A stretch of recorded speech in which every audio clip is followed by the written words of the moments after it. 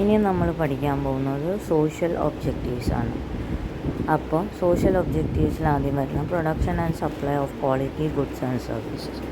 നല്ല ഗുഡ്സും സർവീസസും നമ്മൾ ഉണ്ടാക്കി കസ്റ്റമേഴ്സിന് അല്ലെങ്കിൽ സൊസൈറ്റിക്ക് കൊടുത്താൽ മാത്രമേ നമുക്ക് നമ്മളുടെ ബിസിനസ്സായിട്ട് മുന്നോട്ട് പോകാൻ പറ്റുള്ളൂ. നമുക്ക് പൈസ കിട്ടുള്ളൂ, കസ്റ്റമേഴ്സിന് അവരുടെ ആവശ്യങ്ങൾ പൂർത്തീകരിക്കാൻ പറ്റുള്ളൂ.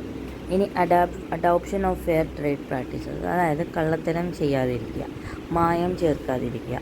കൊടുക്കുന്ന പ്രൊഡക്ട്സ് മീൻസ് നമ്മൾ ഉണ്ടാക്കിയിട്ട് സെല്ല് ചെയ്യുന്ന പ്രൊഡക്ട്സ് പ്യുവർ ആയിരിക്കണം. അതിലൊരു തരത്തിലുള്ള ഇമ്പ്യൂരിറ്റീസോ അഴുക്കോ അല്ലെങ്കിൽ അത് ഉപയോഗിച്ചത് കൊണ്ട് ആർക്കെങ്കിലും എന്തെങ്കിലും ശാരീരികമായ അസുഖങ്ങളോ ഒന്നും വരാതിരിക്കരുത്.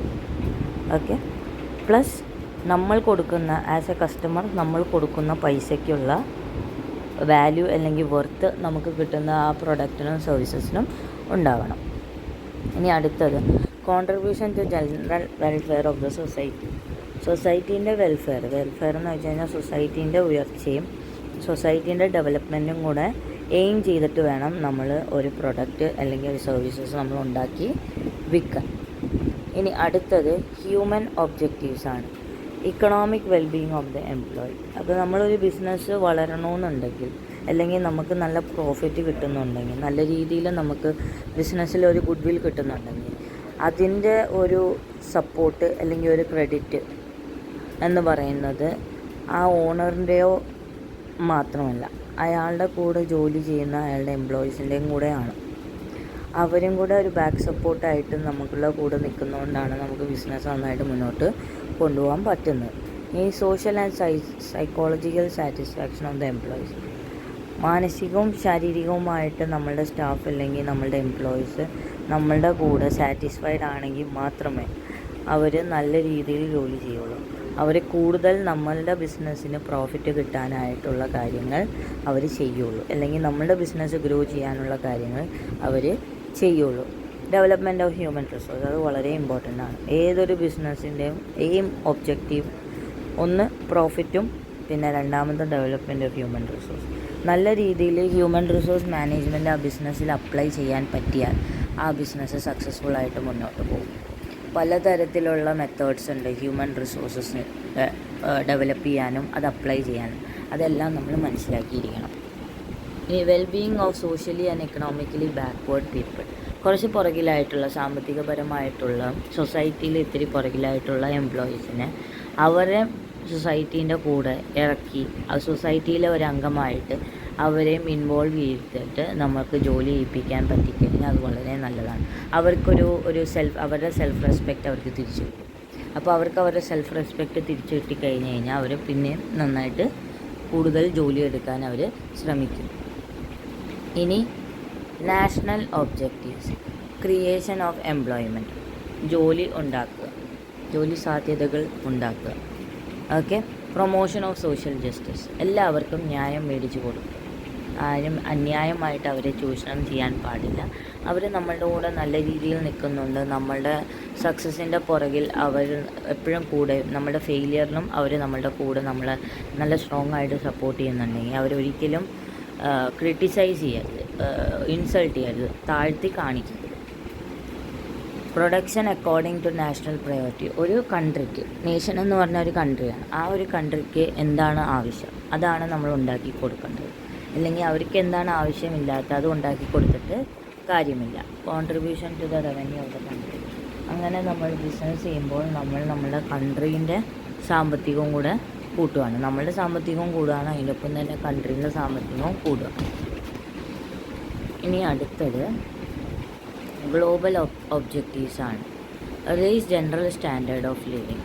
നമ്മളെല്ലാ ആൾക്കാർക്കും നമ്മളുടെ ജീവിതശൈലി ഒന്ന് ഉയർത്താനും ഒന്ന് മാറ്റാനും കുറച്ചും കൂടെ ഒന്ന് ലക്ഷറി ലൈഫും ഇപ്പോഴത്തെ ഒരു ടെക്നോളജി അനുസരിച്ച് ഇപ്പോഴത്തെ ഒരു നമ്മളുടെ പലതരം ആവശ്യങ്ങൾ പൂർത്തീകരിക്കാനുള്ള കുറേ സാധനങ്ങൾ നമുക്കിപ്പോൾ അറിയാം. അതെല്ലാം ഉപയോഗിക്കാനും നല്ല ലൈഫ് സ്റ്റൈൽ ഉണ്ടാവാനും നമുക്ക് എല്ലാവർക്കും ആഗ്രഹമുണ്ട്.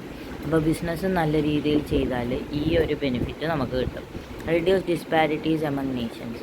ഒരു കൺട്രിയും മറ്റേ കൺട്രിയും തമ്മിലുള്ള ഒരു എല്ലാ തരത്തിലുള്ള ഒരു ഭിന്നത, സാമ്പത്തികപരമായാലും സാമ്പത്തികപരമായ ഭിന്നതകൾ, പിന്നെ മതപരമായ ഭിന്നതകൾ, എല്ലാ രീതിയിലും പല കൺട്രീസും തമ്മിലൊരു കോൺഫ്ലിക്റ്റ് ഉണ്ട്. അതൊക്കെ കുറയ്ക്കുക. Make available globally competitive goods and services. അതായത് നമ്മളുടെ ഗ്ലോബൽ മാർക്കറ്റിൽ ഓൾ ഓവർ ഇന്ത്യയും പുറത്തുമുള്ള ഒരു മാർക്കറ്റിൽ നമ്മൾ ഗുഡ്സ് ഉണ്ടാക്കി വിൽക്കുമ്പോൾ അത് റെപ്യൂട്ടഡ് ആയിരിക്കണം, അത് തിരിച്ചറിവുണ്ടായിരിക്കണം, അതിന് വാല്യൂ ഉണ്ടായിരിക്കണം.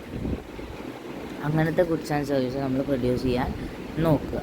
ഇനി social responsibility of the business എന്താണെന്നുള്ളത്.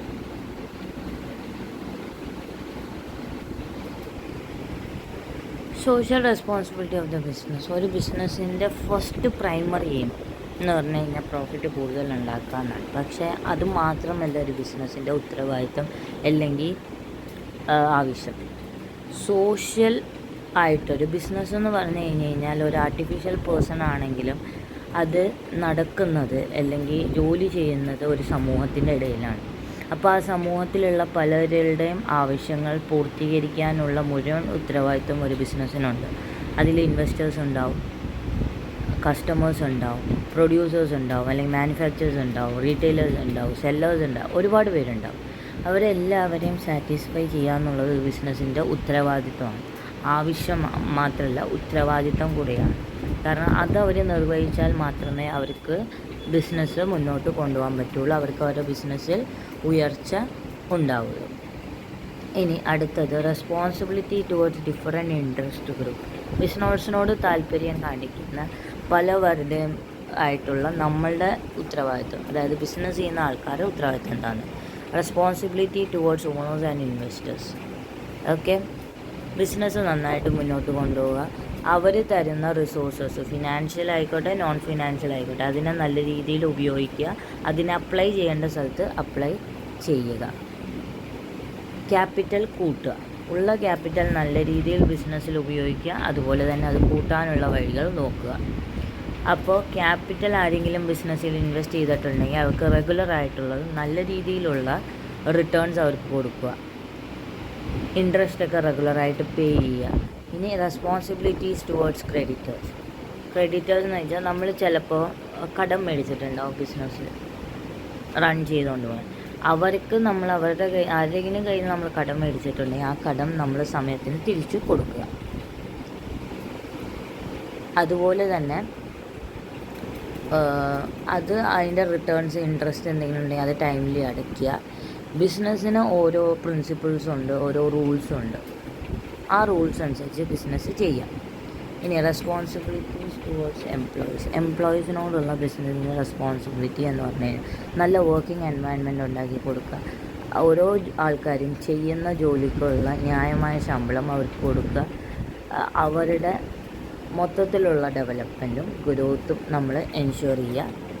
ഇനി സപ്ലയേഴ്സ് എന്ന് പറഞ്ഞു കഴിഞ്ഞാൽ ബിസിനസ്സിന് ഓരോ പ്രൊഡക്റ്റും സർവീസസും ഉണ്ടാക്കാനുള്ള റോ മെറ്റീരിയൽസും ബാക്കിയുള്ള സാധനങ്ങൾ കൊടുക്കുന്ന ആൾക്കാരെയാണ് നമ്മൾ സപ്ലയേഴ്സ് എന്ന് പറയുന്നത്.